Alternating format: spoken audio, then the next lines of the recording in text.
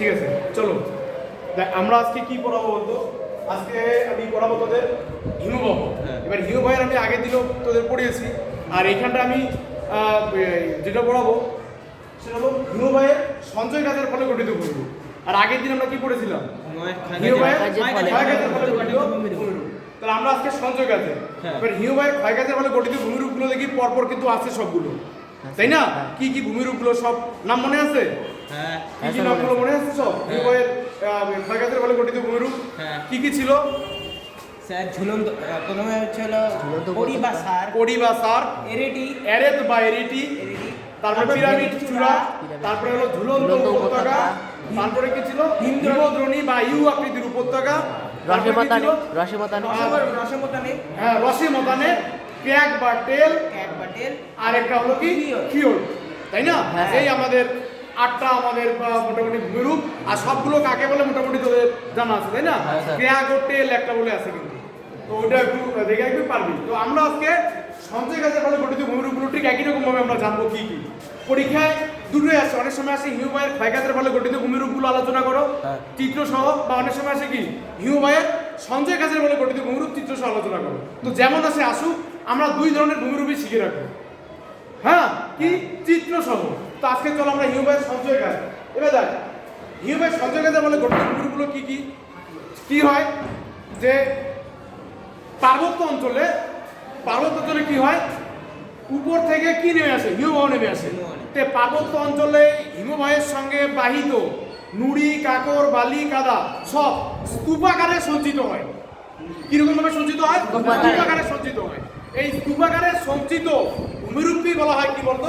Grab রেখা। তাই পরীক্ষায় যদি আসে গ্রাব রেখা কি, একদম সহজ ভাবে যে পার্বত্য অঞ্চল থেকে হিমবাহ যখন নিচের দিকে নেমে আসে, তখন হিমবাহের সঙ্গে বাহিত নুড়ি, কাকর, বালি, কাদা সব স্তূপাকারে সঞ্চিত হয়ে যে ভূমিরূপ গঠন করে তাকে বলা হয় কি গ্রাব রেখা। স্যার কোনখান থেকে সঞ্চিত হয়? পর্বতের উপর যখন নেমে আসে তখন ওই আসার পথেই সঞ্চয় হয়। এবার কি হয়, অনেক সময় কি হয় হিমবাহের দুই পাশে সঞ্চিত হয়, তখন এগুলোকে কি হয় 500 গ্রাব রেখা। যখন পাশাপাশি দুটো হিমবাহ উপত্যকা আছে, এবার মাঝখানে বরং এরও 500, এবার ওরও 500, এবার মাঝখানে কি জমা হয়ে গেল? দুটো হিমবাহের মধ্যবর্তী স্থানে যখন সঞ্চয় হয় তখন তাকে কি বলা হয় বলতো? তখন তাকে বলা হয় মধ্যগ্রাব রেখা। তাকে কি বলা হয়? মধ্যগ্রাব রেখা। আবার কতগুলো আছে কি বলতো? আর আবার কতগুলো আছে প্রান্তগ্রাব রেখা, মানে একদম প্রান্ত ভাগে। তাহলে হিমবাহের কতগুলো ভাগ আছে? যখন হিমবাহ উপর থেকে নিচের দিকে নেমে আসে তখন যে স্তূপাকারে যে পদার্থগুলো সঞ্চিত হয় সেটা কোথায় কোথায় সঞ্চিত হয়? হিমবাহের পাশে। যখন পাশে সঞ্চিত হবে তখন তার নাম কি? 500 গ্রাব রেখা। আবার যখন মধ্যবর্তী স্থানে সঞ্চিত হবে মধ্যগ্রাব রেখা, আবার যখন প্রান্তে সঞ্চিত হবে প্রান্তগ্রাব রেখা। তাহলে গ্রাব রেখা কাকে বলে সঙ্গে শ্রেণী বিভাগও দিয়ে দিবি, পারবি না? আচ্ছা, তাহলে আমাদের 1 নম্বর কি পয়েন্ট? 1 নম্বর পয়েন্ট কি? গ্রাব রেখা। হ্যাঁ, গ্রাব রেখা। আর গ্রাব রেখার মধ্যে অনেকগুলো ভাগ আছে। কি কি ভাগ? সবগুলো ভাগ মোটামুটি 3টে ভাগ দিবি। 500 গ্রাব রেখা, প্রান্তীয় গ্রাব রেখা, মধ্যগ্রাব রেখা, আর মধ্যগ্রাব রেখা, 500 গ্রাব রেখা, গ্রাব রেখা, মধ্যগ্রাব রেখা। তারপরে আমরা 2 নম্বরে কি দিতে পারি? মধ্যগ্রাব রেখা, মধ্যগ্রাব রেখা। প্রান্তীয় গ্রাব রেখা, আর 3 নম্বরে আমরা কি দিতে পারি? প্রান্তগ্রাব প্রান্তীয় রেখা, গ্রাব রেখা, প্রান্তীয় গ্রাব রেখা। হ্যাঁ, প্রান্তগ্রাব রেখা। তো এরকম আমরা গ্রাব রেখা লিখে একদম চিত্র সহ আমরা কিন্তু একদম গ্রাব রেখা লিখে দিব। তো অনেকটুকু হয়ে যাবে কিন্তু গ্রাব রেখা সম্পর্কে। তো গ্রাব রেখা সম্পর্কে কোনো কনফিউশন? তো আমি আরেকবার রিপিট করছি, গ্রাব রেখা কি? যে পার্বত্য অঞ্চলে হিমবাহ যখন উপর থেকে নিচের দিকে নেমে আসে তখন হিমবাহের সঙ্গে বাহিত নুড়ি, কাকর, বালি, কাদা সব স্তূপাকারে সঞ্চিত হয়। এই স্তূপাকারে সঞ্চিত ভূমিরূপকে কি বলা হয়? গ্রাব রেখা। আর এই গ্রাব রেখা বিভিন্ন রকমের হয়। যখন হিমবাহের পাশে সঞ্চিত হয় তখন দেখা যায় 500 গ্রাব রেখা, যখন মধ্যভাগে সঞ্চিত হয় তখন মধ্যগ্রাব রেখা, আর যখন প্রান্তে সঞ্চিত হয় তখন থাকে প্রান্তগ্রাব রেখা। একদম সহজভাবে এইভাবেই লিখবি। আচ্ছা, তাহলে 1 নম্বর 2 আমরা 2 নম্বর একটা ভূমিরূপ দিই। 2 নম্বর ভূমিরূপ আমরা দিব কি? আমরা দিই 2 নম্বরে, আচ্ছা, ড্রামলিং দিই।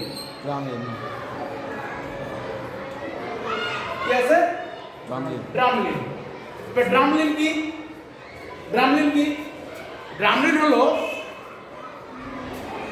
হিমবাহ যখন নিচের দিকে নেমে আসে, এবার নেমে আসে একই রকম কিছু, ওই হিমবাহের সঙ্গে নুড়ি কাকর বালি কাদা সব নিচে নেমে আসে, সব নিচে নেমে আসে, নিচে নেমে এসে পর্বতের পাদদেশে সঞ্চিত হয় এবং সঞ্চিত হয়ে সব কিসের মতো দেখতে বলতো, উল্টানো চামচের মতো ভূমিরূপ গঠন করে। হ্যাঁ। ঠিক আছে? তাহলে তোরা কি বলবি যে পার্বত্য অঞ্চল থেকে হিমবাহ যখন নিচের দিকে নেমে আসে তখন হিমবাহের সঙ্গে বাহিত নুড়ি কাকর বালিকাদা সব পর্বতের পাদদেশে বিস্তীর্ণ অঞ্চল জুড়ে সঞ্চিত হয় এবং এই ভূমিরূপগুলো উল্টানো চামচের মতো দেখতে হয়। হ্যাঁ, বা উল্টানো নৌকা। এই উল্টানো চামচ বা উল্টানো নৌকার মতো ভূমিরূপগুলোকে কি বলা হয়? ড্রামলিন। এবার কি হয়, উপর থেকে যদি কখনো কোনো চিত্র তোলা যায় এই ভূমিরূপটা, তাহলে এইখানে একটা এরকম একটা মানে কিরকম অনেকটা এমন এইরকম এইরকম এইরকম এরকম মানে এরকম উঁচু উঁচু ঢিপির মতো হয়ে আছে। হ্যাঁ। আর উপর থেকে যখন একটা চিত্র তোলা যাবে একদম মনে হবে সব ডিমের ঝুড়ি আছে না, ডিম রাখেছে, ওই ডিমের ঝুড়ির মতো একদম পুরো ভূমিরূপটা দেখা যাবে উপর থেকে ছবি তুললে। তাহলে এই ধরনের ভূমিরূপ একটা ডিমের ঝুড়ির ভূমিরূপ বলে একে বাস্কেট অফ এক টোপোগ্রাফি বলে। বাস্কেট অফ এক হ্যাঁ, বাস্কেট অফ এক টোপোগ্রাফি মানে কি ডিমের ঝুড়ির ভূমিরূপ। তাহলে ড্রামলিন কিসের মতো দেখতে? ডিমের ঝুড়ির মতো। উল্টানো নৌকা বা চামচের মতো। চামচের মতো দেখতে। আর পুরো ভূমিরূপটা দেখতে কেমন? উপর থেকে দেখতে আর আর ডিমের একদম ডিমের ঝুড়ির মতো। এর জন্য কি ভূমিরূপ বলে? বাস্কেট অফ বাস্কেট অফ এক টোপোগ্রাফি। আর যদি বলে ড্রামলিন কিভাবে তৈরি হয়, আর মানে তাহলে হিউম্যানের সঙ্গে কি আছে? নুড়ি কাকর বালিকাদা সব। হিমবাহের পাদদেশীয় অঞ্চলে হ্যাঁ, সঞ্চিত হয়ে উল্টানো চামচের মতো ভূমিরূপ গঠন করে। তাহলে আমাদের ড্রামলিনও কিন্তু তোরা সবাই পারবি না ড্রামলিন? হ্যাঁ স্যার। তাহলে আমার গ্রাফ রেখা হয়ে গেল, ড্রামলিন হয়ে গেল। আচ্ছা, 3 নম্বরে একটা বহিঃবিধৌত সমভূমি। কি দিব? বহির্বিধৌত সমভূমি। বহিঃবিধৌত সমভূমি। ধৌত সমভূমি। আউটওয়াশ প্লেন। হ্যাঁ, ইংলিশ কি বলে? আউটওয়াশ প্লেন। এর বহিঃবিধৌত সমভূমি কি? দেখ, একই রকম ভাবে আমি আগের দিন ওটা বলছিলাম তোদের যে কি পার্বত্য অঞ্চল থেকে হিমবাহ যখন নেমে আসে, এবার হিমবাহের সঙ্গে কি আসে? নুড়ি কাকর বালি কাদা সব এগুলো এসে কি করে বলতো, হিমবাহের মানে তোর পর্বতের পাদদেশে বিস্তীর্ণ অঞ্চল জুড়ে সঞ্চিত হয়। পাদদেশীয় বিস্তীর্ণ। হ্যাঁ, পাদদেশে বিস্তীর্ণ অঞ্চল জুড়ে সঞ্চিত হয়ে যে সমভূমি গঠন করে তাকে বলা হয় বহিঃবিধৌত সমভূমি। মনে থাকবে? হ্যাঁ স্যার। তাহলে কে আসে? নুড়ি কাকর বালিকাদা কে নিয়ে আসে? হিমবাহের সঙ্গে আসে, এসে কোথায় সঞ্চিত হয়? পাদদেশে। কত বিস্তীর্ণ অঞ্চল জুড়ে বিস্তীর্ণ অঞ্চলে। সঞ্চিত হয়। সঞ্চিত হয়ে কি গঠন করে? সমভূমি গঠন করে। সমভূমি গঠন করে। এই বিস্তীর্ণ সমভূমিকে কি বলা হয়? বহিঃবিধৌত সমভূমি বা আউটওয়াশ প্লেন। মনে থাকবে? কি বলে একে? আউটওয়াশ প্লেন বা বহিঃবিধৌত সমভূমি। আচ্ছা শোনো, 3টা ভূমিরূপ পারবি। এদিকে সবাই এদিকে দেখো, 3টা ভূমিরূপ পাবা। এটা গ্রাফ রেখা, ড্রামলিন, বহিঃবিধৌত সমভূমি। এইবার বহিঃবিধৌত সমভূমির মধ্যে মজার জিনিস আছে। কিরকম? যখন এই যে নুড়ি কাকর বালিকাদা সব যখন নিচে নেমে আসে, নেমে এসে যখন সঞ্চিত হয় বিস্তীর্ণ অঞ্চল জুড়ে, তখন কি হয়, ওই হিমবাহের সঙ্গে না বরফের একটা টুকরো বা বরফের চাই নিচে নেমে আসে। নিচে নেমে এসে কি করে, যেখানটায় যেগুলো জমা হয় না বিস্তীর্ণ অঞ্চল জুড়ে, ওই বিস্তীর্ণ অঞ্চলের মধ্যে এসে ওই বরফের টুকরোটা কি বলতে গেলে চাপা পড়ে যায়। একদম বড় বিশাল আকৃতির একটা বড় বরফের টুকরো ওখানে চাপা পড়ে যায়।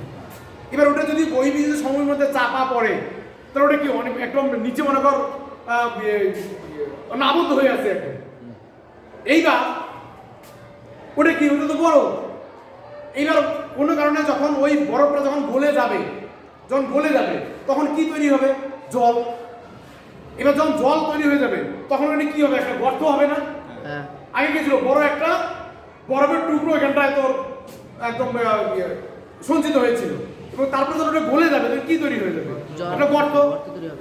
এই যে গর্তটা যে তৈরি হয়ে গেল, বহির্বিদ্যুত সমভূমির মধ্যে বরফের টুকরো গলে গিয়ে একটা বড় আকৃতির কি গর্তের সৃষ্টি করলো। এই গর্তটাকে কি বলা হয় জানিস? এই গর্তকে বলা হয় ক্যাটল। কি বলে একে? কি বলে? ক্যাটল। এবার তোদের যদি বলে ক্যাটল কি, কি বলবি? বলবি বহির্বিদ্যুত সমভূমির মধ্যে বিশাল আকৃতির বা বড় আকৃতির বরফের টুকরো বা বরফের চাই আবদ্ধ হয়ে পড়ে। এই বরফের চাই যখন গলে যায় তখন সেখানে একটা বড় গর্তের সৃষ্টি করে। বহির্বিদ্যুত সমভূমির মধ্যে এই বড় গর্ত কি বলা হয়? কি? ওকে। আর এই ক্যাটলের তলদেশে না কত, এই ক্যাটলের মধ্যে যখন জল সঞ্চিত হয় তখন তাকে বলা হয় ক্যাটল হ্রদ। তখন কি বলা হয়? ক্যাটল হ্রদ। দেখ কতগুলো কি ইজি। এই ক্যাটলের মধ্যে যখন জল সঞ্চিত তখন তাকে কি বলা হয়? ক্যাটল হ্রদ। আর ক্যাটলের তলদেশে না কতগুলো পলি জমে, পলি সঞ্চয়, ওই পলিগুলোকে কি বলা হয় বলতো? ভার। ভয়াকার বয়ে ভার। আর ওই ক্যাটলের মধ্যে কতগুলো কি বলতো উঁচু ঢিপির মতো অবস্থান করে, কতগুলো টিলার মতো ছোট ছোট, এগুলোকে বলা হয় নব। কি বলে? নব। চিনিস? দেখি নব দিয়ে অনেক সময় কিছু তোলে, নব থাকলে তুলতে সুবিধা হয়, তাই না? ওইরকম একদম। তাহলে ক্যাটলের মধ্যে যখন নিচে পলি সজ্জিত হয়ে থাকে তাকে কি বলা হয়? ভার। আর যখন একটা নবে, যখন একটা উঁচু টিলার মতো তখন কি বলা হয়? নব। আর যখন ক্যাটলের মধ্যে জল সজ্জিত হবে তখন কি বলা হয়? ক্যাটল। দেখ সবগুলো পারবি তোরা। তাহলে এখানটা আমরা ক্যাটলের সঙ্গে অনেকগুলো জিনিস কিন্তু আমরা পেয়ে গেলাম। এই সবগুলো ক্যাটল লেখার পরে নিচে এক লাইন দিয়ে সবগুলো লিখে দিই। হ্যাঁ, তাহলে ক্যাটল হয়ে গেল। এইবার 5 নম্বরে আরেকটা অভিরূপ দিই। এটা হলো এসকার। কি নাম? এসকার। এসকার। এসকার। এসকার কি? এসকার এও কি বলতো ওই পার্বত্য অঞ্চল থেকে হিমবাহ যখন নিচের দিকে নেমে এসে হিমবাহ যখন প্রবাহিত হয়, সে নিচ মনে কর স্থলভাগে আসবে, তোর পাদদেশে আসবে, যখন হিমবাহ প্রবাহিত হয় ঠান্ডা অঞ্চল লাগবে। কিন্তু যখন হিমবাহ নিচের দিকে, এবার হিমবাহের তলদেশে কিন্তু নদী আছে। কারণ কি? হিমবাহ নদীর জলগুলোই তো শীতকালে জমা হয় কি বরফ তৈরি হয়, তাই না? এইবার এই হিমবাহ যখন প্রবাহিত হয় তখন হিমবাহের তলদেশে গিয়ে নদীর জল প্রবাহিত হয়। এবার ওই হিমবাহের সঙ্গে বাহিত ওই নুড়ি কাপড় বালিকাদা সব নদীর খাতে সঞ্চিত হয়। নদীর খাতে সঞ্চিত হয়। নদী খাতে সঞ্চিত হয়ে একদম লম্বা শৈলশিরার মতো, একদম শৃঙ্গের শৈলশিরার মতো ভূমিরূপ গঠন করে। এই ধরনের ভূমিরূপকে কি বলা হয় বলতো? এসকার। তাহলে এসকার কি বলবি? যে হিমবাহ যখন প্রবাহিত হয় তখন হিমবাহের তলদেশে নদীও প্রবাহিত হয়। এবার হিমবাহের সঙ্গে বাহিত নুড়ি কাকর বালিকাদা ওই তলদেশে নদী খাতের মধ্যে সঞ্চিত হয়। সঞ্চিত হয়ে গিয়ে যে শৈলশিরার মতো ভূমিরূপ গঠন করে তাকে বলা হয় কি? এসকার। পারবি সবাই? এই 5টা ভূমিরূপ চিত্র সহ সবাই শিখে রাখবে। হিমবাহের সঞ্চয় কাজের ফলে গঠিত। 1 নম্বরে কি? গ্রাবরেখা। গ্রাবরেখা কোনটা? ওই যে পার্বত্য অঞ্চল থেকে হ্যাঁ, পার্বত্য নুড়িকাকর বালিকাদা সব স্তূপাকারে সঞ্চিত হয়, তাকে বলা গ্রাবরেখা। গ্রাবরেখা কয় ভাবে সঞ্চিত হয়? 3 প্রকার। কিরকম? আরো অন্যান্য ভাগও আছে, কিন্তু তোরা 3টা ভাগ কনসেপ্ট লিখবি। তারপরে কি আছে? ড্রামলিন। ড্রামলিন কিসের মতো দেখতে?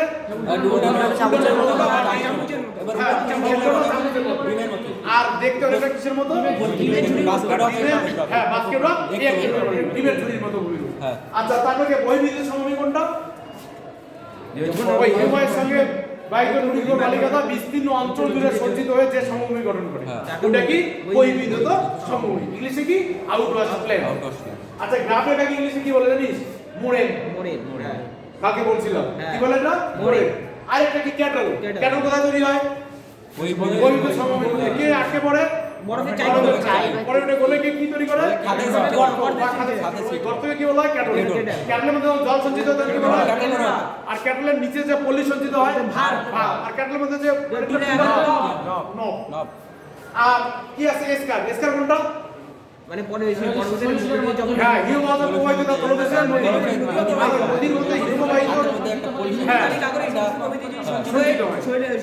শিরার মতো অংশ একটু গঠন ভূমিরূপ গঠন করে তাকে বলা হয় স্কার। তে 5টা ভূমিরূপ পারবি না? হ্যাঁ। সঙ্গে চিত্র। হ্যাঁ। বাস তাহলে ওইখানটায় হিউ বাই ফাই গাছের ফলে গঠিত ভূমিরূপ হয়ে গেল, হ্যাঁ। সঞ্চয় গাছের ফলে গঠিত ভূমিরূপ হয়ে গেল। হ্যাঁ। পরীক্ষায় আসলে এই আমি যা বললাম এই কনসেপ্ট নিয়েই লিখবি। পারবি না সবাই লিখতে? হ্যাঁ, চলো।